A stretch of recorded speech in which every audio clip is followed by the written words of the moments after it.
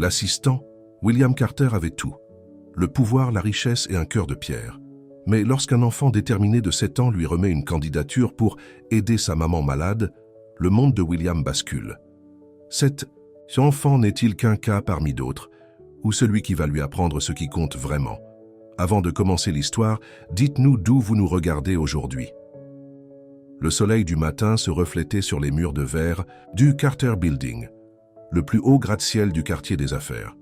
William Carter se tenait à la fenêtre de son bureau, dominant la ville qu'il possédait pratiquement. À 52 ans, il avait tout ce que l'argent pouvait acheter. Des voitures de luxe, des résidences secondaires dans le monde entier et la réputation d'être l'homme d'affaires le plus dur de la ville. Monsieur Carter, votre réunion de 9 heures est prête. Dit Nancy, son assistante depuis 15 ans, de l'embrasure de la porte. William redressa sa cravate coûteuse. Dites-leur que j'arrive dans 5 minutes. Nancy acquiesça et referma la porte derrière elle. William jeta un dernier coup d'œil sur la vue avant de se tourner vers son bureau. Les derniers rapports financiers montraient un autre trimestre fructueux. Carter Industries avait une fois de plus écrasé ses concurrents. La salle de conférence se tut à l'entrée de William. 10 cadres en costume sur mesure étaient assis autour de la longue table, remuant nerveusement des papiers. L'affaire. Miller, dit William sans saluer personne. Où en est-on? James Peterson, le responsable des acquisitions, s'éclaircit la gorge. Ils hésitent encore, monsieur. Ils veulent le double de ce que nous offrons. Le visage de William se durcit. Alors nous attendrons qu'ils soient désespérés. Coupez leur ligne d'approvisionnement. Assurez-vous qu'aucune de nos sociétés partenaires ne travaille avec eux. Ils reviendront ramper dans 1 mois. Personne n'osa contredire. Personne ne contredisait jamais William Carter. C'est tout? Demanda William, déjà debout pour partir. En fait, monsieur, dit Nancy depuis un coin de la pièce, vous avez une séance photo de charité à 2 heures, au refuge pour enfants du centre-ville. William fronça les sourcils. Annulez ça. Je n'ai pas le temps aujourd'hui. Mais monsieur, la presse sera là. C'est important pour l'image de la société. Très bien, William la coupa. 1 heure. Pas 1 minute de plus.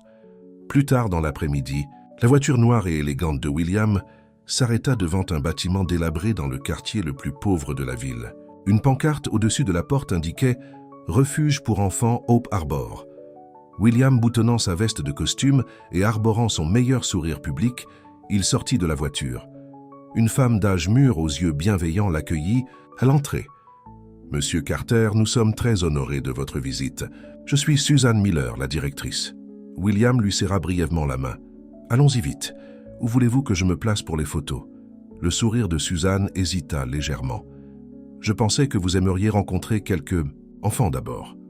Ils sont très enthousiastes. » William regarda sa montre. « Très bien. » Suzanne le conduisit à travers des couloirs, à la peinture écaillée, jusqu'à une grande salle où une vingtaine d'enfants jouaient. Lorsqu'ils virent William, ils s'arrêtèrent et le regardèrent. Il se sentit mal à l'aise sous leurs regards innocents. « Les enfants, voici Monsieur Carter. Son entreprise a fait don de l'argent pour notre nouveau toit. Et les cadeaux de Noël l'année dernière, » expliqua Suzanne. Les enfants lancèrent en chœur un « Merci, Monsieur Carter », appris par cœur. William hocha la tête raidement. « De rien. » Un petit garçon au fond de la salle attira l'attention de William. Contrairement aux autres enfants qui souriaient poliment, ce garçon le regardait avec des yeux intenses et sérieux. Il était maigre, vêtu de vêtements usés, trop grands pour sa petite silhouette.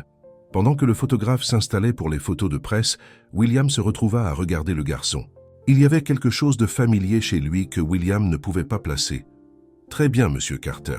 Si vous pouviez simplement vous placer ici avec les enfants rassemblés autour, » demanda le photographe. William fit les mouvements, souriant mécaniquement, tandis que les enfants étaient placés autour de lui. Le garçon aux yeux sérieux resta à l'arrière, refusant de rejoindre le groupe. Après les photos, William était sur le point de partir lorsque Suzanne toucha légèrement son bras. « Monsieur Carter, pourrais-je avoir juste 1 minute de votre temps? En privé ?» William soupira. 1 minute. Dans son petit bureau, Suzanne lui montra un dossier. « Je sais que vous êtes occupé, mais je voulais vous parler d'un cas spécial. Ce garçon, Tommy Wilson, il a 7 ans. Sa mère est très malade. et ils vont être expulsés de leur appartement. William fixa la photographie attachée au dossier. C'était le garçon aux yeux sérieux. « Pourquoi me dites-vous ça ?» demanda William. « Tommy n'est pas officiellement dans notre refuge pour le moment. Il vient pour les repas et les activités pendant que sa mère est à l'hôpital pour les traitements. Mais bientôt, ils n'auront plus nulle part où aller. Nous sommes complets et... » William la coupa. « Mademoiselle Miller, je fais déjà un don considérable à ce refuge. Je ne peux pas résoudre toutes les histoires tristes de cette ville. » Le visage de Suzanne s'affaissa. « Bien sûr, monsieur Carter, je comprends. Je pensais juste... » « Ma minute est écoulée, » dit William se levant pour partir. Alors que William retournait dans la salle principale, il remarqua Tommy assis seul dans un coin, pliant un morceau de papier. Sans le vouloir, William se retrouva à marcher vers le garçon. « Que fais-tu » demanda William. Tommy leva les yeux, pas intimidé par le grand homme en costume coûteux. « Je rédige une candidature. » William leva un sourcil. « Une candidature? Tu as 7 ans. »« J'ai besoin d'aider ma maman, » dit Tommy simplement. « Elle est malade et nous avons besoin d'argent. » Quelque chose se tordit dans la poitrine de William. « Où est votre père ?» Tommy baissa les yeux sur son papier. « Il est parti. Maman dit qu'il n'arrivait pas à être un père. » L'esprit de William se reporta à sa propre enfance. L'appartement froid, sa mère travaillant 3 emplois, attendant un père qui ne serait jamais revenu. Elle n'a rien mangé depuis 2 jours. Continua Tommy. Elle me donne sa nourriture. William resta figé, les souvenirs le submergeant. Sa propre mère avait fait de même, prétendant qu'elle n'avait pas faim alors qu'il pouvait entendre son estomac gargouiller. « Monsieur, Carter, votre voiture vous attend », appela Nancy de l'embrasure de la porte. William s'éclaircit la gorge. « J'arrive. » Alors qu'il se retournait pour partir, Tommy tendit le papier.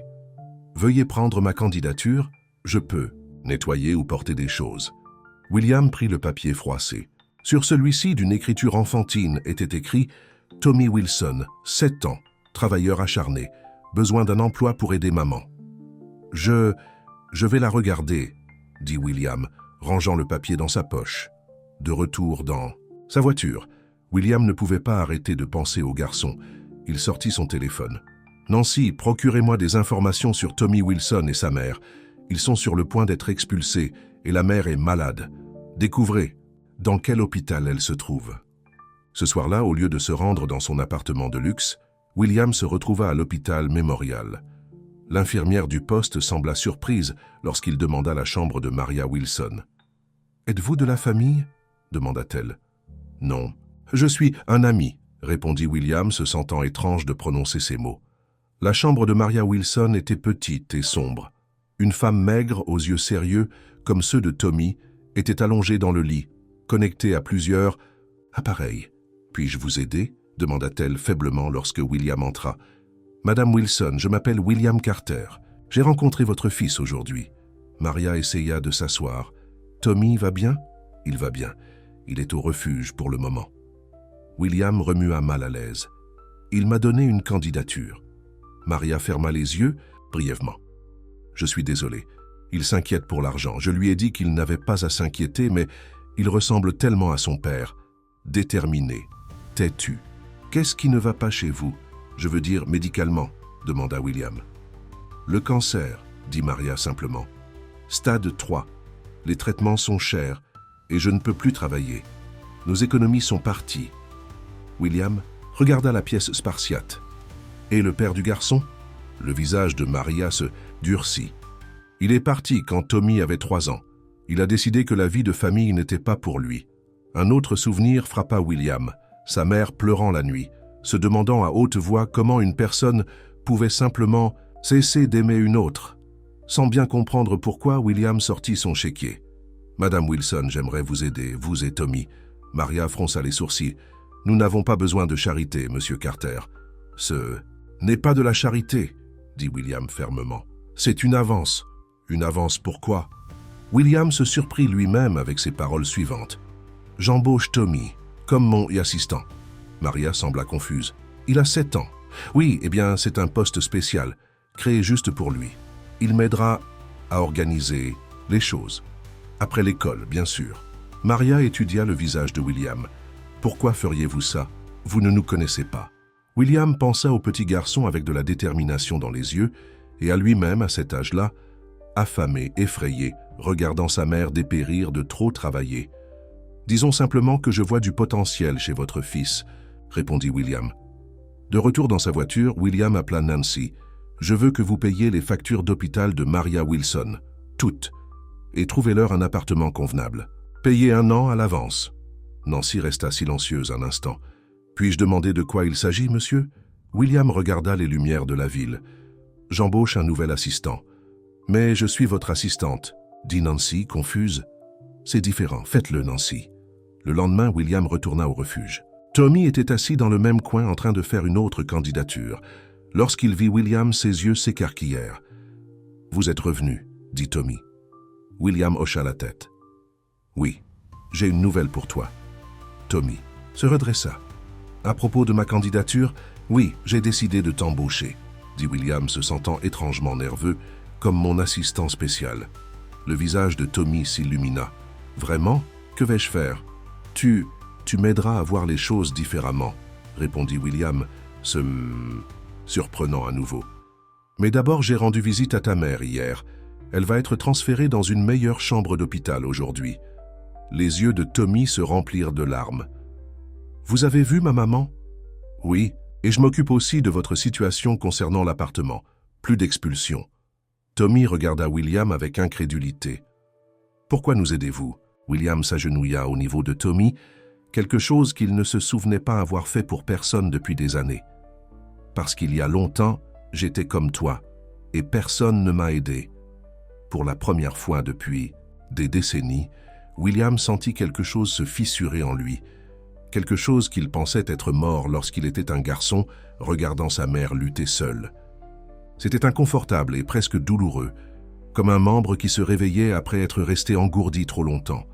Alors que Tommy jetait ses petits bras autour du cou de William en signe de gratitude, William réalisa avec un choc ce qu'il ressentait, son cœur brisé et guéri en même temps. 2 semaines s'étaient écoulées depuis la décision inattendue de William d'aider Tommy et sa mère. Maria Wilson avait été transférée dans la meilleure chambre privée de l'hôpital avec des spécialistes de premier plan supervisant son traitement. William leur avait trouvé un appartement confortable de 2 chambres dans un quartier sûr non loin de l'école de Tommy. William était assis à son bureau examinant des contrats lorsque Nancy frappa à sa porte. « Monsieur Carter, votre nouveau assistant, est là pour son premier jour, » dit Nancy, incapable de cacher sa curiosité à propos de cet arrangement étrange.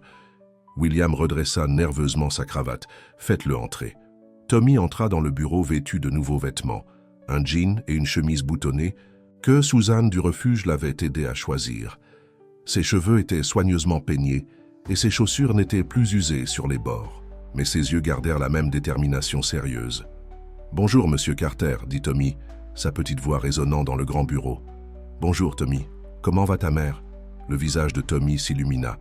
Elle dit que les nouveaux médecins sont vraiment gentils. Et elle aime beaucoup l'appartement. Elle a pleuré quand elle l'a vu. William hocha la tête, mal à l'aise avec la gratitude.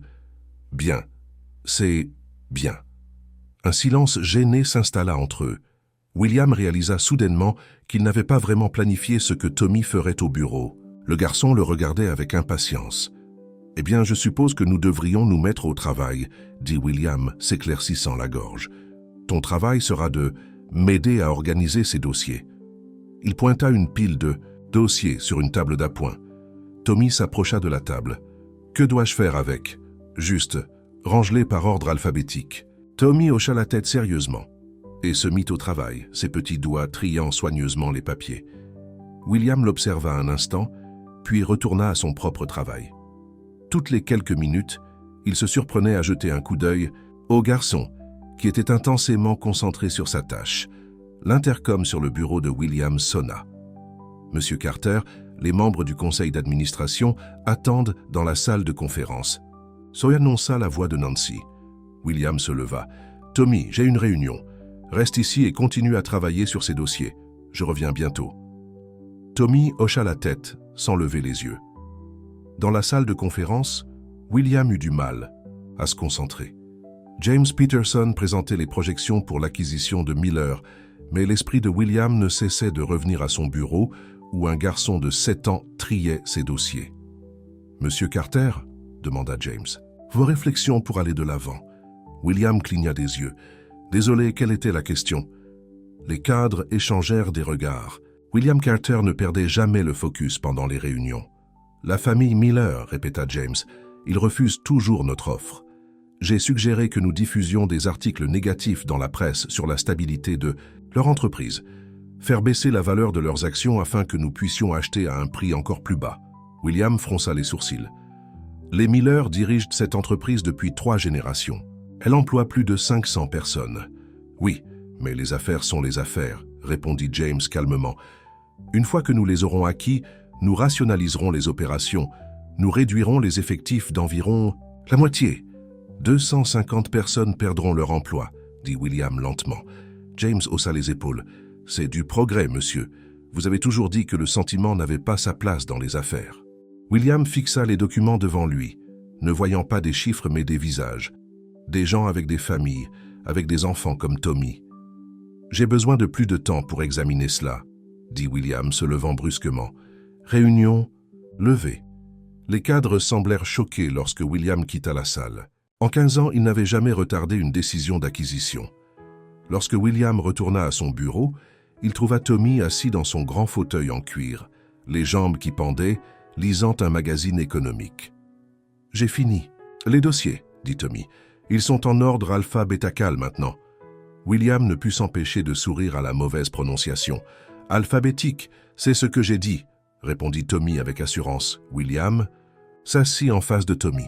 « Sais-tu ce que signifie alphabétique » Tommy hocha la tête. « Cela signifie A, B, C, D, comme l'alphabet. Ma maman me l'a appris. Ta mère semble être une femme intelligente. Elle l'est, dit Tommy avec fierté. Elle travaillait dans une grande entreprise. Avant de tomber malade, elle faisait des chiffres. Une comptable? Oui, c'est ça, confirma Tommy. Elle dit toujours que les chiffres disent la vérité si vous savez comment les écouter. William leva un sourcil. C'est une façon intéressante de le dire. Monsieur Carter, dit soudain Tommy, êtes-vous riche? William fut pris au dépourvu par la question directe. Je suppose que oui.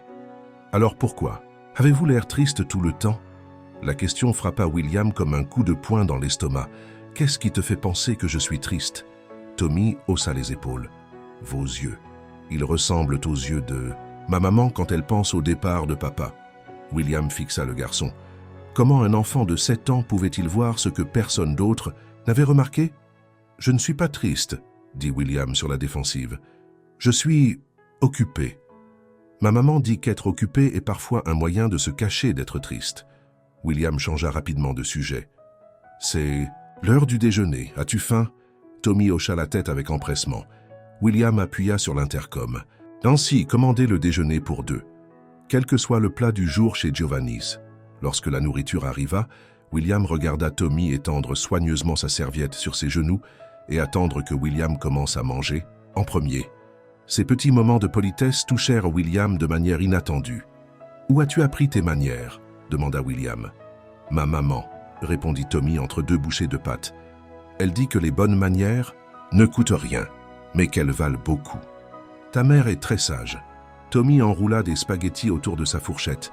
« Puis-je vous demander quelque chose, monsieur Carter? Vas-y. Avez-vous une famille » William posa sa fourchette. « Non, je n'en ai pas. Pourquoi? Je n'ai jamais trouvé le bon moment, » dit William mal à l'aise avec les questions personnelles. « Maman dit que le temps ne vous trouve pas.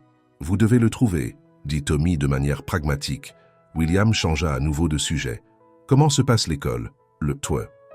Visage de Tommy s'affaissa légèrement. « Ça va.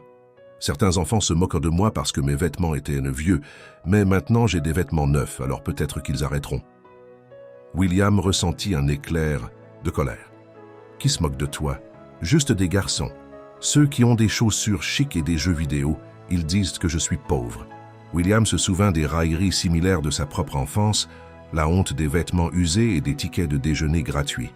« Être pauvre n'est pas quelque chose dont il faut avoir honte, Tommy, » dit William fermement. « J'étais pauvre autrefois, tu sais. » Les yeux de Tommy s'écarquillèrent. « Vraiment? Mais vous êtes si riche maintenant. »« J'ai travaillé très dur, » expliqua William. « Mais parfois je pense que j'ai oublié certaines choses importantes en cours de route. »« Comme quoi ?» William hésita. « Comme apprécier les choses simples, avoir des amis. » prendre du temps pour les gens. Après le déjeuner, William avait une autre réunion de prévue, mais il hésita à laisser Tommy seul à nouveau. « Aimerais-tu venir à cette réunion avec moi ?» demanda William impulsivement. Le visage de Tommy s'illumina. « Puis-je ? Oui, mais tu dois rester tranquille et simplement t'écouter, d'accord ?» Tommy hocha la tête solennellement. L'équipe marketing sembla surprise lorsque William entra dans la salle de conférence avec un petit garçon qui le suivait. Tommy s'assit sur une chaise dans un coin, les jambes qui balançaient, observant, tout avec des yeux curieux. Pendant la présentation d'une nouvelle campagne publicitaire, William se retrouva à considérer des choses qu'il n'avait jamais faites auparavant. Ce produit est-il bon pour les familles? Aiderait-il des gens comme Tommy et sa mère? Ou est-ce que je gagne juste plus d'argent pour moi-même?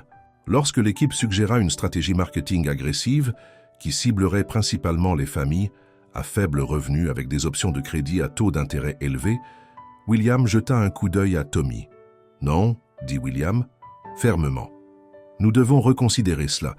Je ne veux pas cibler les personnes vulnérables qui n'ont pas les moyens de payer ces taux d'intérêt. » Le directeur marketing sembla confus.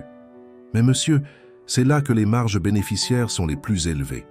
Trouvez une autre façon, » insista William, « une façon qui ne profite pas aux personnes qui luttent déjà. » Après la réunion, alors qu'il retournait à son bureau, William remarqua Tommy le regardant avec un sourire. « Quoi ?» demanda William. « Tu as aidé ces gens, n'est-ce pas? Ceux dont il parlait. » William fut surpris par la perspicacité du garçon.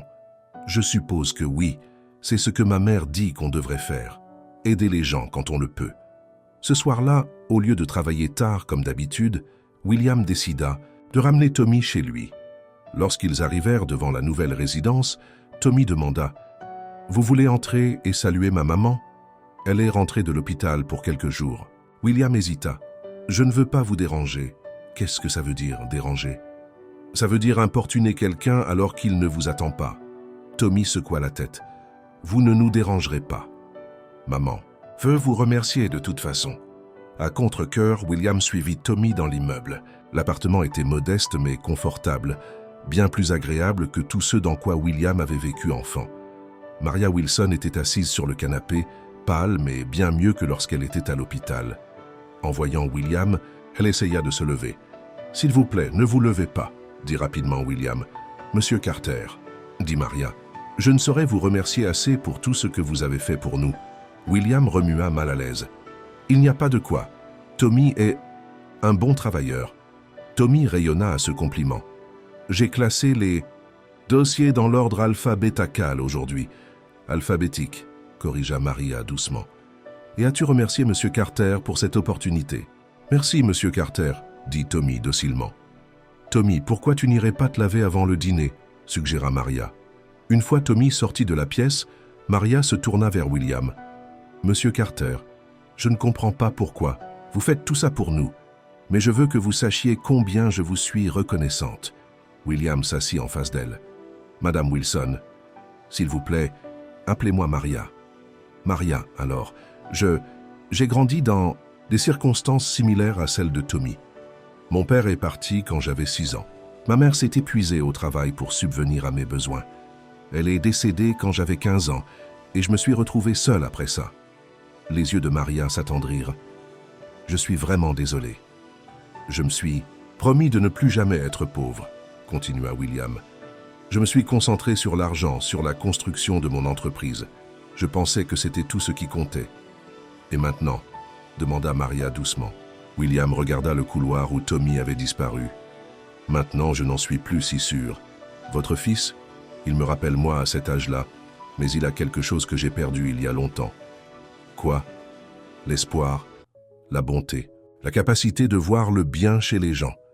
William passa une main dans ses cheveux. « Je ne sais pas pourquoi je vous dis tout ça. » Maria sourit. « Parfois, on a besoin de dire les choses à voix haute pour les comprendre soi-même. » William hocha la tête. « Votre fils a mentionné que vous étiez comptable? » « Oui, chez Harrington Financial, avant le cancer. Envisagez-vous de retourner travailler lorsque vous vous serez rétabli? » Le sourire de Maria s'estompa. « Si je me rétablis, et si quelqu'un veut bien me prendre après une aussi longue absence, quand vous vous serez rétabli, » corrigea William fermement. « Et il se trouve que j'ai besoin d'une nouvelle responsable de la comptabilité chez Carter Industries. Les yeux de Maria s'écarquillèrent. « Monsieur Carter, vous n'êtes pas obligé. Ce n'est pas de la charité, » interrompit William. « D'après ce que Tommy m'a dit, vous comprenez que les chiffres disent la vérité si vous savez les écouter. C'est exactement le genre de réflexion dont j'ai besoin dans mon entreprise. » Pour la première fois depuis des années, William sentit qu'il prenait une décision commerciale basée sur autre chose que de froids calculs de profit. C'était étrange, mais pas désagréable. Tommy reparut dans la pièce en courant. « Maman, Monsieur Carter peut rester dîner. On mange des spaghettis. Je t'ai aidé à faire la sauce avant que tu rentres de l'hôpital. » Maria regarda William d'un air interrogateur. « Je ne veux pas vous imposer, » dit William. « S'il vous plaît, restez, » dit Maria. « C'est le moins qu'on ça puisse faire. » Ce soir-là, assis à une petite table de cuisine en mangeant des spaghettis avec Tommy et Maria, William ressentit quelque chose qu'il n'avait pas ressenti depuis l'enfance. La chaleur de faire partie d'un dîner de famille. Tommy parlait sans cesse de sa journée au bureau, embellissant ses exploits de classement de dossiers en prouesses héroïques qui firent rire les deux adultes. Alors que William rentrait chez lui dans son penthouse vide plus tard dans la nuit, il réalisa que pour la première fois depuis aussi longtemps qu'il s'en souvenait, il n'avait pas pensé au travail, à l'argent ou au pouvoir pendant toute une soirée. Au lieu de cela, il avait simplement apprécié la compagnie d'un petit garçon courageux et de sa mère tout aussi courageuse. Et étrangement, il se sentait plus riche pour cela. Un mois s'était écoulé depuis que Tommy était devenu l'assistant spécial de William. L'arrangement s'était installé dans une routine confortable. 3 jours par semaine après l'école, Tommy venait au bureau où Nancy l'aidait à faire ses devoirs avant qu'il ne passe du temps avec William. Les changements chez William Carter n'étaient pas passés inaperçus chez Carter Industries. Les employés chuchotèrent à quel point le patron souriait parfois dans les couloirs. Les membres du conseil d'administration échangèrent des regards inquiets lorsque William mit en doute les tactiques commerciales agressives qu'il aurait défendues quelques semaines plus tôt. Un jeudi après-midi, William examinait les rapports financiers lorsque James Peterson frappa à la porte ouverte de son bureau. « Avez-vous une minute, monsieur ?» demanda James, le visage crispé d'inquiétude. William fit un geste vers la chaise en face de son bureau. « Qu'est-ce qu'il y a, James ?»« C'est au sujet de l'acquisition de Miller. On est en train de perdre notre chance. Leurs actions ont même commencé à monter depuis qu'on s'est retiré. » William s'appuya sur sa chaise. James réfléchit. Et si on leur proposait un partenariat au lieu d'une prise de contrôle hostile? James eut l'air stupéfait. Un partenariat? Mais ça voudrait dire partager les profits, les laisser garder le contrôle de l'entreprise qu'ils ont construite, termina William. Ouais, ça voudrait dire ça. Et ça voudrait aussi dire que ces 500 employés gardent leur emploi. Monsieur, excusez-moi de parler franchement, mais ce n'est pas votre style, dit James prudemment. Le conseil d'administration s'inquiète de certaines de vos décisions récentes. Les yeux de William se rétrécirent. Quelle décision précisément? L'amélioration de la mutuelle santé des employés, le programme d'aide aux études, la crèche que vous avez approuvée pour l'immeuble. James les compta sur ses doigts. Et maintenant, vous voulez vous associer à une entreprise qu'on pourrait facilement écraser et absorber. Et ce sont de mauvaises choses parce que elles grignotent nos marges bénéficiaires, déclara James platement. Les actionnaires sont inquiets. William se leva et alla à la fenêtre. James, savez-vous pourquoi j'ai créé cette entreprise? Pour gagner de l'argent, bien sûr. William secoua la tête. C'est ce que je me dis maintenant. Mais au départ, c'était parce que je voulais créer quelque chose qui durerait, quelque chose de significatif, après une enfance où je n'avais rien. James remua mal à l'aise. Monsieur, je ne vois pas ce que votre enfance a à voir. Avec... Je l'ai oublié en chemin, continua William, ignorant l'interruption. J'ai oublié qu'une entreprise est faite de gens, pas seulement de marges bénéficiaires. La réunion du conseil d'administration est demain, dit James raidement.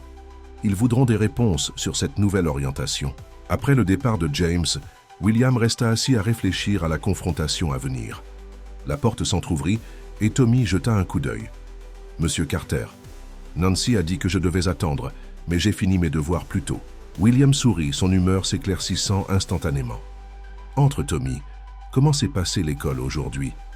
Tommy sauta sur la chaise en face de William. « Bien, j'ai eu un A à mon contrôle de maths. Et devinez, quoi ?»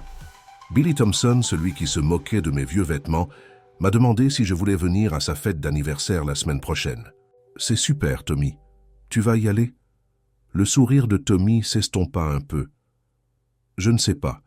Maman a un traitement ce jour-là. Son médecin dit qu'elle a besoin de quelqu'un pour la ramener à la maison après. William dit immédiatement « Je peux emmener ta mère à son traitement. Tu devrais aller à la fête. » Les yeux de Tommy s'écarquillèrent. « Vraiment? Vous feriez ça? » « Bien sûr. C'est ce que les amis font les uns pour les autres. » Le mot « ami » semblait étrange sur la langue de William, mais aussi juste d'une certaine manière. « Merci, Monsieur Carter. » Le visage de Tommy devint soudainement sérieux. « Vous aviez l'air triste quand je suis entré. Quelque chose de mauvais s'est passé ?» William soupira. « Rien qui puisse t'inquiéter. Juste quelques désaccords sur la façon de diriger l'entreprise. » Tommy réfléchit. « Ma maman dit que quand les gens sont en désaccord, il faut écouter. 2 fois plus qu'on ne parle. » William rit. « Ta mère est une femme très sage. Elle va mieux, tu sais. Les médecins disent que les nouveaux médicaments fonctionnent. » Un soulagement envahit William. Il recevait régulièrement des nouvelles des médecins de Maria, mais l'entendre de Tommy le rendait plus réel. « C'est la meilleure nouvelle que j'ai entendue de la journée. » « Elle va aussi bientôt reprendre le travail, dit Tommy fièrement. « Dans votre entreprise, comme vous l'avez dit. » Elle est excitée mais aussi nerveuse. William avait arrangé pour que Maria commence à temps partiel au département de la comptabilité dès que ses médecins l'auraient approuvé. Elle réussira à merveille. Tommy balançait ses jambes. « Puis-je vous demander quelque chose, Monsieur Carter? »« Bien sûr. Avez-vous un sapin de Noël chez vous ?» La question prit William au dépourvu. « Non, je n'en ai pas.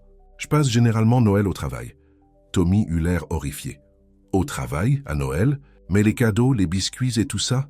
William ne se souvenait plus de la dernière fois où il avait célébré Noël correctement. « Je suppose que je n'ai personne avec qui fêter ça. Vous pouvez fêter ça avec nous cette année, » dit Tommy comme si c'était la solution la plus évidente au monde. « Maman fait les meilleurs biscuits de Noël, et on regarde toujours des films et on met un sapin. » Avant que William ne puisse répondre, Nancy appuya sur l'intercom. « Monsieur Carter, Richard Miller est en ligne 1. » Les sourcils de William se haussèrent de surprise. Il ne s'attendait pas à avoir des nouvelles du propriétaire de Miller Manufacturing sitôt. « Je dois prendre cet appel, Tommy, c'est important. » Tommy hocha la tête et prit un des magazines économiques sur le bureau de William. William décrocha le téléphone. « Richard, c'est inattendu. » La voix bourrue de Richard Miller arriva au bout du fil. « Carter, j'ai entendu d'étranges rumeurs selon lesquelles vous deveniez mou.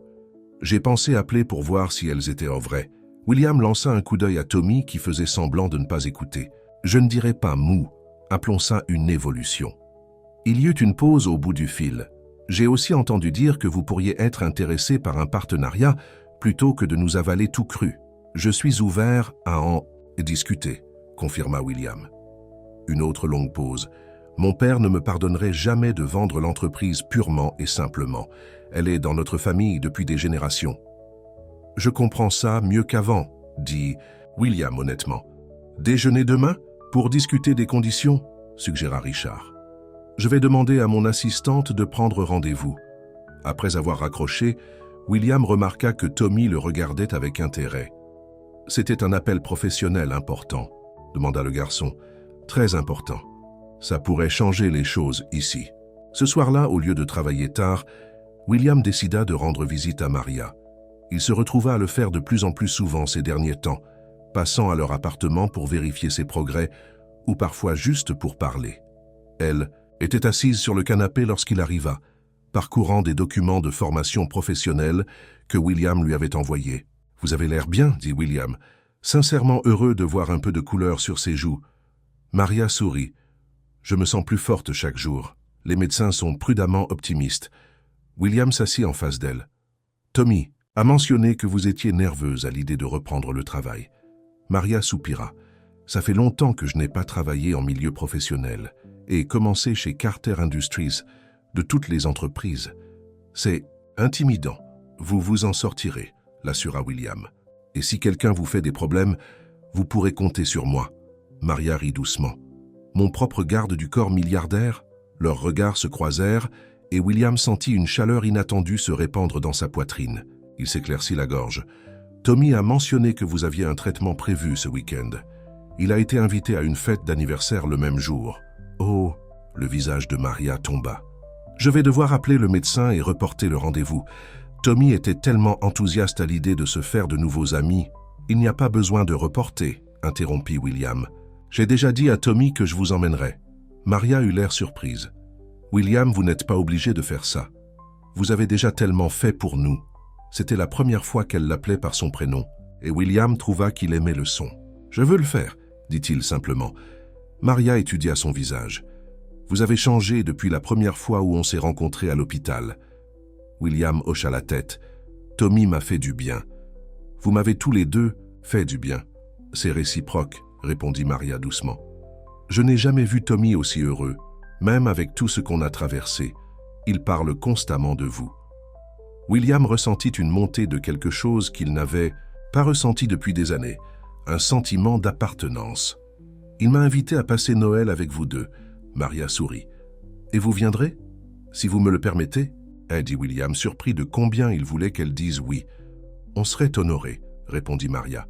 Mais je dois vous prévenir, notre fête n'est pas sophistiquée. Juste des décorations faites maison et des cadeaux simples. Ça a l'air parfait, dit William honnêtement. Le lendemain, la réunion du conseil d'administration fut aussi tendue que William l'avait prévu. James Peterson prit la tête de l'attaque. « Monsieur Carter, bien que nous respections votre autorité en tant que PDG et fondateur, nous pensons que ces changements récents mènent l'entreprise dans une direction risquée, déclara James, soutenu par les acquiescements de plusieurs membres du conseil. William resta calme. « Quel risque vous préoccupe précisément ? L'augmentation des avantages sociaux réduit notre avantage concurrentiel sur le marché, dit un membre du conseil. L'approche de partenariat avec Miller Manufacturing entraînera des profits plus faibles qu'une acquisition, ajouta un autre. William écouta leurs préoccupations sans les interrompre. Lorsqu'ils eurent terminé, il se leva lentement. Pendant 15 ans, j'ai dirigé cette entreprise avec un seul objectif, le profit maximum. Comment ça, William? Et nous avons réussi, mais à quel prix? Un fort taux de rotation du personnel, une réputation de brutalité. Et personnellement, j'ai sacrifié toute ressemblance avec une vraie vie. Les membres du conseil échangèrent des regards gênés. J'ai récemment rencontré quelqu'un qui m'a rappelé pourquoi j'avais créé cette entreprise au départ, continua William. Non pas seulement pour gagner de l'argent, mais pour créer quelque chose de significatif, quelque chose qui améliore les vies, pas seulement les résultats nets. C'est très noble, intervint James, mais notre responsabilité est envers nos actionnaires. L'est-elle? Rétorqua William. Et notre responsabilité envers nos employés, envers nos clients, envers les communautés où nous opérons. Il sortit un dossier et distribua des documents à chaque membre du conseil. Ce sont les projections pour les 5 prochaines années selon notre nouvelle approche. Oui, les marges bénéficiaires seront légèrement plus faibles au début. Mais la fidélisation des employés augmentera, réduisant les coûts de formation. Notre image d'entreprise s'améliorera, attirant de nouveaux clients qui se soucient de l'éthique.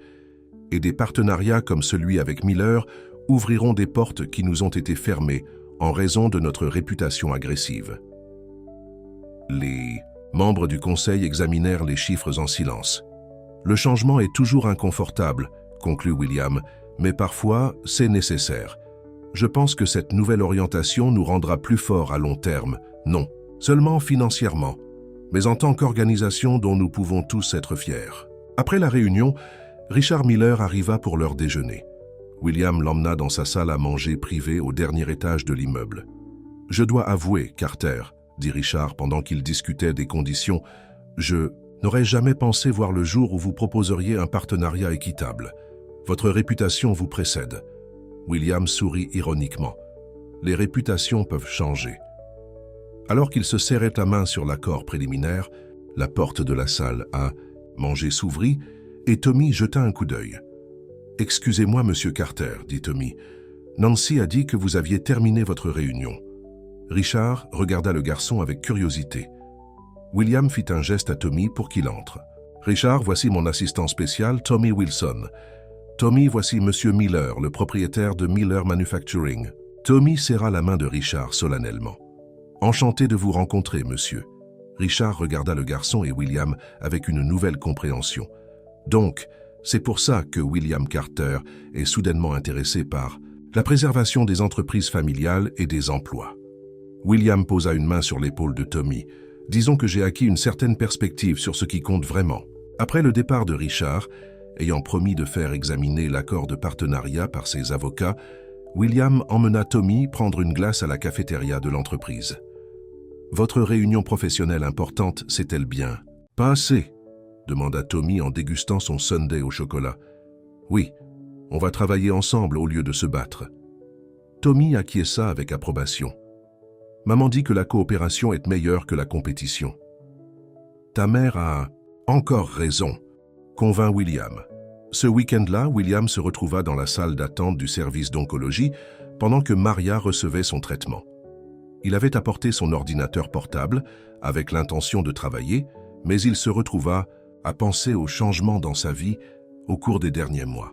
Le médecin s'approcha de lui avec un sourire. « Monsieur Carter, Madame Wilson est prête à rentrer chez elle. » Maria sortit lentement, fatiguée mais déterminée. William lui prit le bras doucement pour la soutenir. « Comment vous sentez-vous ?»« Comme si j'avais été renversé par un camion, » admit Maria. « Mais le médecin dit que mes résultats s'améliorent. » Dans la voiture, Maria appuya sa tête contre le siège. « Merci de faire ça, William. C'est très important pour Tommy de pouvoir aller à cette fête. »« C'est avec plaisir, » dit William, surpris de constater qu'il le pensait sincèrement. À l'appartement, William aida Maria à rejoindre le canapé. « Puis-je vous apporter quelque chose? Du thé? Quelque chose à manger? Juste de la compagnie si vous n'êtes pas trop occupé, » dit Maria. « Tommy ne rentrera pas avant quelques heures. » William s'assit à côté d'elle. « Je ne suis plus jamais trop occupé pour vous. » Maria se tourna pour le regarder, ses yeux scrutant son visage. « Pourquoi nous avez-vous vraiment aidé, William ?»« La vérité. » William prit une profonde inspiration. « Quand j'ai vu Tommy ce jour-là au refuge, c'était comme si je me voyais à cet âge-là. Mais il y avait une différence cruciale. J'étais devenu exactement le genre d'homme qu'était mon père. Froid, distant, ne se souciant que de l'argent et du succès. « Vous n'êtes pas du tout comme ça, » objecta Maria. « Je l'étais, » insista William. « Pendant des années, j'ai construit des murs autour de moi. Je me disais que je protégeais le garçon qui n'avait rien, mais en réalité, je devenais la chose même qui m'avait fait du mal. » Maria tendit la main et prit la sienne. « Mais vous avez changé. » William baissa les yeux sur leurs mains, jointes. « Grâce à Tommy, grâce à vous. Vous m'avez tous les deux rappelé ce qui compte vraiment. »« Et qu'est-ce que c'est ?» demanda Maria doucement. « La connexion, la famille, l'amour. » Le dernier mot lui resta dans la gorge. Les yeux de Maria se remplirent de larmes. « Tommy vous adore, vous savez. Il m'a dit l'autre jour qu'il souhaitait que vous soyez son père. » William sentit son cœur se serrer. « Je n'aurais jamais pensé vouloir être le père de quelqu'un. J'avais peur d'être comme mon propre père, de faillir. »« Vous ne pourriez jamais faillir à Tommy, » dit Maria avec certitude. « Vous lui avez déjà montré ce que signifie être un bon homme. » William se retrouva à se rapprocher de Maria. « Et vous, qu'est-ce que je vous ai montré ?»« Que les gens peuvent changer, » murmura Maria. « Que les deuxièmes chances existent. » Lorsque Tommy rentra de la fête d'anniversaire, excité et plein d'histoire, il trouva William et Maria assis près l'un de l'autre sur le canapé, parlant doucement, leurs mains toujours entrelacées. Le visage du garçon s'illumina, d'un sourire entendu. Plus tard dans la nuit, après que Tommy se fut couché, William se leva pour partir. À la porte, il se tourna vers Maria. « Je pensais, il y a un traitement expérimental à Boston qui donne des résultats prometteurs pour des cas comme le vôtre. J'aimerais organiser une évaluation pour vous. » Maria commença à protester, mais William posa doucement un doigt sur ses lèvres. « S'il te plaît, Maria, laisse-moi faire ça. Je n'imagine plus ma vie sans vous et Tommy. » Les yeux de Maria s'écarquillèrent devant l'implication de ses paroles. Lentement, elle hocha la tête. « D'accord. » Alors que William rentrait chez lui dans son penthouse, il réalisa avec une parfaite clarté que sa définition du succès avait complètement changé. Les bilans et les marges bénéficiaires, qui avaient autrefois été sa seule mesure de la valeur, semblaient maintenant creux par rapport à la chaleur du sourire de Tommy et au contact de la main de Maria. Dans son bureau le lendemain matin, William appela Nancy. « J'ai besoin que vous libériez mon agenda pour les 2 prochaines semaines. » Nancy eut l'air choquée. « 2 semaines, monsieur, mais les rapports trimestriels, James peut s'en occuper, dit William avec décision. J'emmène Maria Wilson à Boston pour une consultation médicale. Et j'emmène Tommy aussi. Nancy sourit en toute connaissance de cause. Je vais faire toutes les dispositions. Et monsieur, c'est bon de vous voir comme ça. Comme quoi? Heureux, dit simplement Nancy. Alors que William se préparait pour le voyage, il pensa à la chaîne d'événements qu'il avait menée ici. Un petit garçon avec de la détermination dans les yeux avait brisé le cœur gelé d'un homme qui pensait avoir tout pour découvrir qu'il n'avait rien qui compte vraiment. Jusqu'à maintenant. Le cabinet du spécialiste de Boston était élégant, mais confortable. William s'assit à côté de Maria, tenant sa main tandis que le docteur examinait les résultats de ses analyses. Tommy était dans la salle d'attente avec Nancy, qui avait insisté pour venir afin de les aider. Le docteur Reynolds, oncologue, de renommée mondiale, leva les yeux du dossier avec une expression pensive. « Madame Wilson, je pense que vous êtes une excellente candidate pour notre nouveau protocole de traitement. » Maria serra fortement la main de William. « Quelles sont les chances de succès? Avec votre type de cancer spécifique et votre état de santé actuel, j'estimerais à 70% les chances de rémission complète. » William ressentit une vague d'espoir. « Quand peut-elle commencer? » « Nous pourrions commencer dès la semaine prochaine, » dit le docteur Reynolds. « Cependant, je dois être clair, il s'agit d'un traitement intensif. Madame Wilson devrait rester à Boston pendant au moins 3 mois, avec des traitements 5 jours par semaine. » Le visage de Maria se décomposa. « 3 mois? Je ne peux pas m'éloigner de Tommy aussi longtemps, et je suis censé commencer mon nouveau travail bientôt. » William se tourna vers elle. « Maria, ta santé passe avant tout. On trouvera une solution pour tout le reste. » Dehors, dans le couloir après le rendez-vous, Maria s'appuya contre le mur submergé. « William, je ne sais pas si je peux faire ça. Rien que la logistique, l'école de Tommy où nous allons rester. » William prit ses 2 mains dans les siennes. « Maria, écoute-moi. Tommy peut s'inscrire dans une école ici temporairement. Je louerai un appartement près de l'hôpital. Je pourrai travailler à distance si nécessaire. On va y arriver. » Maria leva les yeux vers lui, les yeux grands ouverts. « On ? William, ce n'est pas ta responsabilité, n'est-ce pas? » La voix de William était douce mais ferme. « Maria, toi et Tommy êtes devenus les personnes les plus importantes de ma vie. Je veux être là pour vous deux pendant cette épreuve. » Des larmes remplirent les yeux de Maria. « Pourquoi? On a bouleversé ta vie. » William sourit. « De la meilleure façon possible. Avant toi et Tommy, j'avais tout ce que l'argent pouvait acheter, mais rien qui compte vraiment. Maintenant, je comprends ce qu'est la vraie richesse. » Quand ils ont parlé à Tommy du plan de traitement, la réaction du garçon les a surpris tous les deux. « Donc, on déménage à Boston pour un moment ?» demanda Tommy, assimilant l'information. « Oui, pendant environ 3 mois, » expliqua Maria prudemment. « Tu devras changer d'école temporairement. » Tommy parut réfléchi. « Monsieur Carter viendra aussi. » William et Maria échangèrent des regards. « Je serai là autant que possible, » lui assura William. Le visage de Tommy s'illumina. « Comme un voyage en famille ?» La simple question resta suspendue dans l'air entre les adultes. William se retrouva à dire « Oui, Tommy, comme une famille. » De retour à New York, William convoqua une réunion de conseil d'administration d'urgence pour expliquer ses projets. « Je travaillerai à distance depuis Boston pendant les 3 prochains mois, » annonça-t-il. « James gérera les opérations quotidiennes ici, mais je serai disponible pour toutes les décisions importantes et les vidéoconférences hebdomadaires. » James Peterson avait l'air à la fois préoccupé et confus. « Puis-je vous demander pourquoi vous devez être à Boston, monsieur ?» William prit une profonde inspiration. « Maria Wilson, notre nouvelle employée au service comptabilité, a été acceptée dans un programme expérimental de traitement du cancer là-bas. Je vais la soutenir, elle et son fils, tout au long du processus. » Le silence se fit dans la salle, tandis que les membres du conseil d'administration absorbaient cette information inattendue. Enfin, Margaret Chen, la plus ancienne membre du conseil, prit la parole. « William, je siège à ce conseil depuis 12 ans. Pendant ce temps, je t'ai vu construire cette entreprise avec une détermination absolue, souvent au détriment de ta vie personnelle. » Elle sourit chaleureusement. « C'est agréable de te voir enfin trouver un équilibre. Tout le monde n'était pas aussi compréhensif. » James coinça William après la réunion. « C'est hautement irrégulier, monsieur. Votre implication personnelle avec une employée pourrait créer des problèmes de responsabilité pour l'entreprise. » Les yeux de William se rétrécirent. Le poste de Maria n'a rien à voir avec mes sentiments personnels, James. Elle est qualifiée. Et son embauche a été organisée avant le développement de toute relation personnelle. Même ainsi, insista James, votre absence prolongée créera de l'instabilité. Ou, rétorqua William, cela donnera à l'équipe de direction l'occasion de faire ses preuves, y compris toi, James. 2 semaines plus tard, William se tenait dans le salon d'un appartement spacieux qu'il avait loué à Boston, à seulement 3 pâtés de maison de l'hôpital. Tommy courait de pièce en pièce, enthousiaste à l'idée de cette aventure, temporaire. « Celle-ci peut être ma chambre !» cria-t-il du fond du couloir. « Elle a vue sur le parc !» Maria se promenait lentement dans le salon, toujours faible après son premier traitement. « William, cet endroit doit coûter une fortune. » William haussa les épaules. « À quoi sert l'argent si on ne peut pas l'utiliser pour prendre soin des gens qu'on aime ?»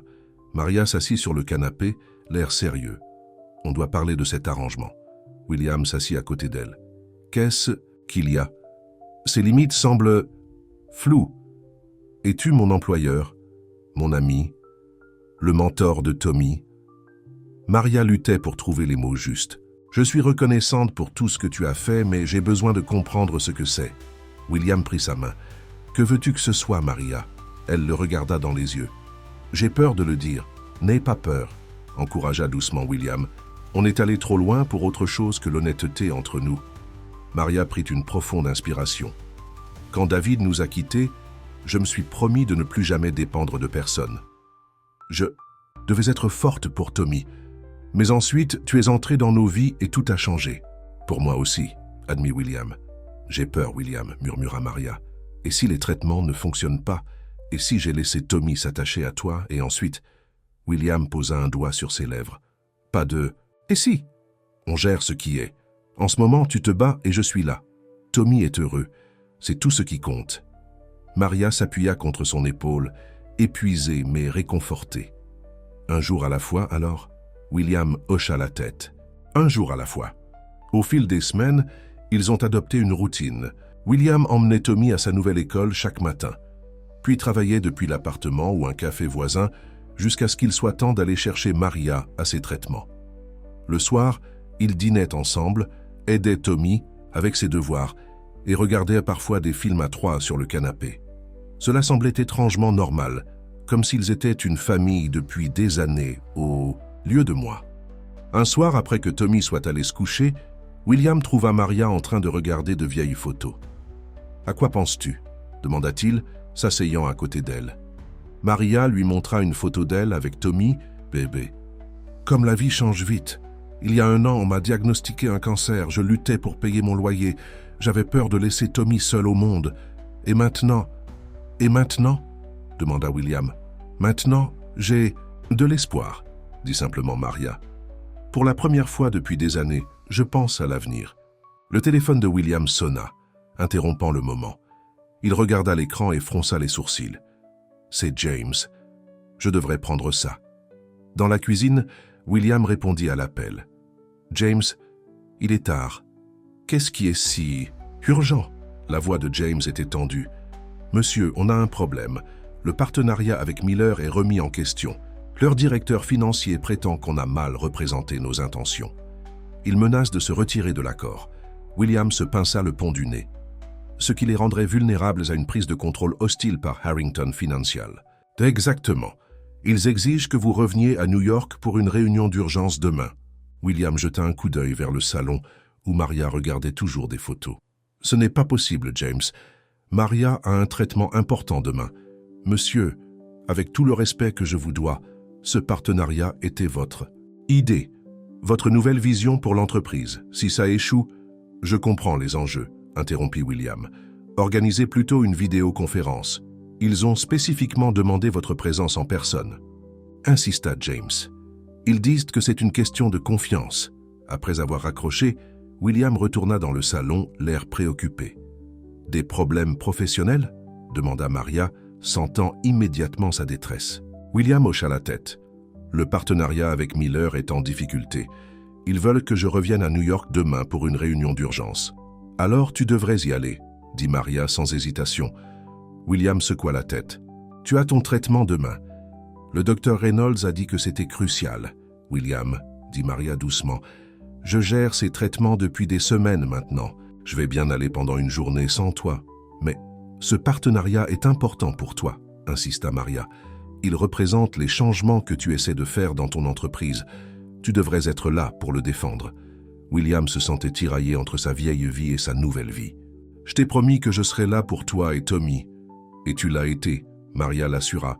« Chaque jour. Maintenant, laisse-nous être là pour toi en comprenant que parfois, tu as besoin d'être ailleurs. » Le lendemain matin, William monta à bord de son jet privé pour retourner à New York, se sentant étrangement anxieux à l'idée de quitter Maria et Tommy, même pour une journée. Au moment où l'avion décollait, il réalisa à quel point ses priorités avaient complètement changé. La crise commerciale qui aurait été son seul objectif il y a quelques mois semblait maintenant secondaire par rapport à son inquiétude concernant le traitement de Maria. Chez Carter Industries, l'ambiance était tendue. Richard Miller et son équipe de direction étaient assis d'un côté de la table de conférence, l'air sombre. L'équipe de William était assise de l'autre côté, James ayant l'air particulièrement mal à l'aise. « Richard, » commença William, « je comprends qu'il y ait des inquiétudes concernant notre accord de partenariat. » Richard hocha la tête sèchement. « Mon directeur financier pense que votre entreprise se positionne pour une prise de contrôle différée, que ce partenariat n'est qu'un écran de fumée. » William fronça les sourcils. « C'est absolument faux. Je t'ai donné ma parole. Les paroles sont peu coûteuses dans le monde des affaires, » intervint le directeur financier de Richard. Surtout de la part d'un homme connu pour ses acquisitions impitoyables. William prit une profonde inspiration. « Je comprends votre scepticisme. Ma réputation me précède. Mais les gens peuvent changer lorsqu'ils trouvent quelque chose de plus important que l'argent et le pouvoir. »« Et qu'est-ce que ce pourrait être ?» demanda Richard, véritablement curieux. William pensa à Maria et Tommy. La famille, le lien, la chance de faire une réelle différence dans la vie de quelqu'un. Il sortit un nouveau contrat de sa mallette. Pour prouver ma sincérité, j'ai rédigé un accord révisé. Il comprend une clause de non-acquisition qui empêcherait Carter Industries de tenter d'acheter Miller Manufacturing pendant au moins 10 ans. Les sourcils de Richard se levèrent de surprise. « C'est inhabituel. Je ne suis pas intéressé par la reprise de votre entreprise, Richard, » dit William sincèrement. « Je veux qu'on travaille ensemble, en combinant nos forces, tout en préservant ce qui rend chaque entreprise unique, y compris l'héritage familial de Miller. » Le soir, la crise était résolue. Le nouvel accord était encore plus solide que l'original, les deux parties se sentant plus en sécurité dans leur partenariat. Alors que William se préparait à retourner à Boston, James l'approcha. « Monsieur, puis-je vous parler franchement ?» William hocha la tête. « Toujours. Quand vous avez commencé à changer les politiques de l'entreprise et à parler de partenariat au lieu d'acquisition, j'ai pensé que vous aviez une sorte de crise de la quarantaine, » admit James. « Mais aujourd'hui, en vous, regardant négocier avec les Miller, j'ai vu quelque chose de différent. »« Qu'est-ce que c'était ?» demanda William. « Authenticité, » répondit James. « Vous croyez vraiment en cette nouvelle approche. Ce n'est pas que des paroles. » William sourit. « Merci de le reconnaître, James. Le conseil d'administration est en train de changer d'avis aussi, » ajouta James. « Les chiffres préliminaires de ce trimestre montrent en fait une augmentation de la productivité depuis la mise en œuvre des nouveaux avantages sociaux pour les employés. Il s'avère que les employés heureux travaillent plus dur. Qui aurait pu le savoir ?» William rit. « En effet, qui aurait pu le savoir ?» De retour à Boston ce soir-là, William trouva Tommy toujours éveillé, l'attendant. « Comment s'est passée ta réunion professionnelle ?» demanda Tommy s'asseyant dans son lit. « Très bien, » répondit William s'asseyant au bord du lit. « Comment s'est passé le traitement de ta mère aujourd'hui ?» Le visage de Tommy s'assombrit. Elle était vraiment fatiguée après. Le docteur a dit que c'était normal, mais c'était effrayant. « Je suis content que tu sois de retour. » William lissa les cheveux de Tommy. « Moi aussi, mon pote. Vous m'avez manqué tous les deux. » Tommy leva les yeux vers William avec des yeux sérieux. « Puis-je te poser une question importante ?»« Bien sûr. Aimes-tu ma mère ?» La question directe prit William par surprise. Après un moment, il hocha la tête. « Oui, Tommy, je l'aime. Et m'aimes-tu aussi ?» La gorge de William se serra d'émotion. « Beaucoup. » Tommy sourit. « Bien, parce qu'on t'aime aussi. Maman pleurait aujourd'hui après son traitement et elle a dit qu'elle avait peur de t'aimer à cause de ce que mon père a fait. Mais je lui ai dit que tu n'étais pas comme lui. Tu ne nous quitterais pas. William prit la petite main de Tommy dans la sienne. Ta mère est très sage d'être prudente avec son cœur. Mais tu as raison, je ne vais nulle part. Promis? Demanda Tommy. Je le promets, dit William fermement. Le lendemain matin, William emmena Tommy à l'école, puis retourna à l'appartement pour travailler. Maria dormait encore, épuisée par le traitement de la veille. Vers midi, elle sortit de sa chambre, pâle mais déterminée. « Tu es de retour », dit-elle avec un petit sourire. William se leva de son ordinateur portable. « Je suis arrivé tard hier soir. Tommy m'a dit que le traitement avait été difficile hier. » Maria hocha la tête. « Le docteur dit que c'est en fait un bon signe. Cela signifie que le médicament fonctionne. » William la guida jusqu'au canapé. « Puis-je te chercher quelque chose? Du thé? Quelque chose à manger? Assieds-toi juste avec... »« Moi 1 minute, » demanda Maria. Alors qu'ils étaient assis ensemble, Maria se tourna vers lui. « Tommy dit qu'il t'a posé quelque chose d'important hier soir. » William hocha la tête. Il l'a fait. « Et que lui as-tu dit » demanda Maria doucement. « La vérité, » dit simplement William. « Que j'aime vous deux. » Les yeux de Maria se remplirent de larmes. « William, j'ai peur. » « Pas seulement du cancer, mais de ça, de nous. Le dernier homme en qui j'avais confiance a abandonné quand les choses sont devenues difficiles. » William prit ses mains dans les siennes. « Maria, j'ai passé 20 ans de ma vie à avoir peur de me connecter à quelqu'un. J'ai construit des murs si hauts autour de mon cœur que j'ai oublié ce que c'était que de se soucier de quelqu'un d'autre. Puis Tommy est entré dans mon bureau avec cette demande d'emploi et tout a changé. » Maria sourit à travers ses larmes. « Il a cet effet sur les gens. »« Toi aussi, » rétorqua William. « Maria, je ne peux pas promettre que tout sera parfait. Je ne peux même pas promettre que les traitements fonctionneront, même si je crois de tout mon cœur qu'ils le feront. Mais je peux promettre que, quoi qu'il arrive, je serai juste là, à côté de toi et de Tommy. Vous êtes ma famille maintenant, de toutes les manières qui comptent. » Maria se pencha en avant et l'embrassa doucement. « On a encore beaucoup de choses à régler. » William sourit. « On a le temps. » 2 mois plus tard, le docteur Reynolds les appela dans son bureau avec les derniers résultats des tests. William et Maria étaient assis côte à côte, les mains serrées, tandis que le docteur examinait les tableaux. « Madame Wilson, » dit finalement le docteur Reynolds, « les traitements ont été remarquablement efficaces. Les tumeurs ont diminué de plus de 90% et il n'y a aucun signe de nouvelle croissance. » Maria poussa un soupir. « Est-ce que ça veut dire... » « Cela signifie qu'on est sur la bonne voie, » confirma le docteur Reynolds. « Encore 1 mois de traitement, et je pense qu'on peut officiellement vous déclarer en rémission. » Dans le couloir à l'extérieur, Maria s'effondra dans les bras de William, sanglotant de soulagement. William la serra fort dans ses bras, ses propres yeux humides de larmes. « Je te l'avais dit, » murmura-t-il dans ses cheveux. « Je t'avais dit qu'on allait y arriver. » Ce soir-là, ils ont fêté ça avec un dîner spécial à l'appartement. Tommy, qui avait été informé de la bonne nouvelle, sautait de joie. « Donc, après 1 mois de plus, maman ira mieux, et ensuite, on pourra rentrer à la maison ?» demanda-t-il. William et Maria échangèrent des regards. Ils n'avaient pas discuté de ce qui se passerait après la fin des traitements. « Oui, les médecins pensent qu'1 mois de plus devrait suffire, » confirma Maria.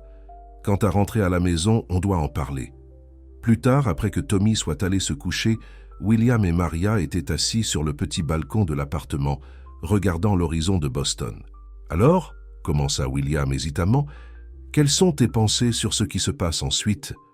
Maria se tourna vers lui. « Honnêtement, je ne suis pas sûr. L'appartement à New York est charmant et mon travail chez Carter Industries m'attend. Mais ces 3 derniers mois ici, en vivant ensemble comme ça, cela a semblé juste, » termina William pour elle. Maria hocha la tête. « Mais est-ce pratique? Tu es le PDG d'une grande entreprise.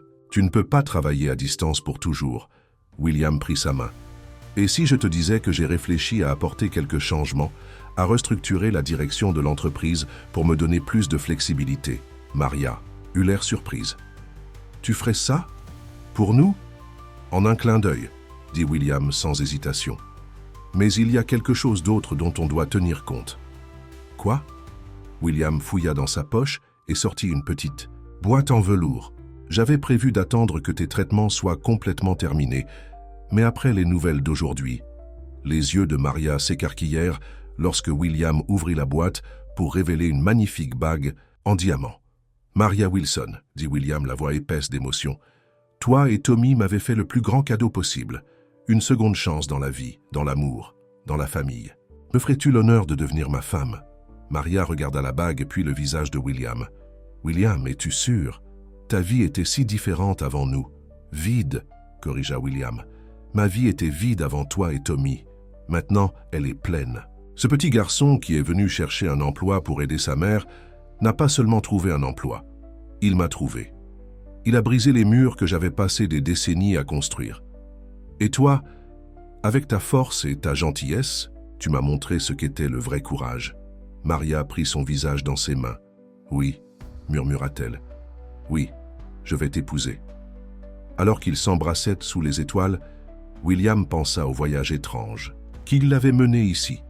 D'un garçon solitaire déterminé à ne plus jamais être pauvre, à un homme riche qui avait tout sauf le bonheur, à ce moment, tenant la femme qu'il aimait, avec un fils attendant dans la pièce voisine, qui serait bientôt le sien de toutes les manières qui comptent. 3 semaines plus tard, William se tenait sur le seuil de la chambre de Tommy dans l'appartement de Boston, regardant le garçon ranger ses jouets. « Besoin d'aide, mon pote ?» demanda William. Tommy leva les yeux avec un sourire. « J'ai presque fini. On déménage vraiment dans ta grande maison à New York ?»« Notre maison maintenant, » corrigea William. « Et oui, dès que ta mère aura terminé son dernier traitement la semaine prochaine, on rentre à la maison. » Tommy abandonna son rangement et vint s'asseoir à côté de William. « Puis-je te poser quelque chose ?» William sourit. « Tu sais que tu peux me demander n'importe quoi. Après que toi et maman vous soyez mariés, est-ce que ça ira si je t'appelle papa ?» William sentit son cœur se gonfler d'émotion. « Rien ne me rendrait plus fier, Tommy. » Le garçon rayonna et jeta ses bras autour du cou de William. « Je le savais. J'ai dit à maman que tu étais le papa qu'on attendait. » William le serra fort dans ses bras, pensant au jour où ce petit garçon déterminé était entré dans son bureau avec une demande d'emploi. « Et toi, Tommy Wilson, tu étais le fils que je ne savais pas que j'avais besoin. » À New York, le bâtiment Carter était décoré de fleurs et de rubans. Tout le personnel s'était rassemblé dans le hall principal, où une petite cérémonie avait lieu. William se tenait à l'avant, Tommy à ses côtés comme son témoin, tous deux portant des costumes assortis. Lorsque Maria apparut à l'entrée, rayonnante dans une simple robe blanche, un soupir collectif traversa la foule. Ses cheveux avaient repoussé après les traitements, courts mais élégants, et son visage brillait de bonheur et de santé. Le docteur Reynolds lui avait donné les nouvelles officielles la veille, rémission complète. Alors qu'elle marchait vers William, il s'émerveillait de voir à quel point sa vie était différente d'il y a 1 an. L'homme d'affaires impitoyable qui ne se souciait que des marges bénéficiaires et du pouvoir, comprenait maintenant le véritable sens de la richesse. Après avoir échangé leurs vœux, la nouvelle famille se tint ensemble, tandis que les collègues et les amis applaudissaient. Nancy essuya des larmes de ses yeux. Même James Peterson semblait ému par la cérémonie. Richard Miller, devenu à la fois partenaire commercial et ami, les approcha avec du champagne. « Au nouveau commencement », porta-t-il un toast. Et au petit garçon qui a changé William Carter.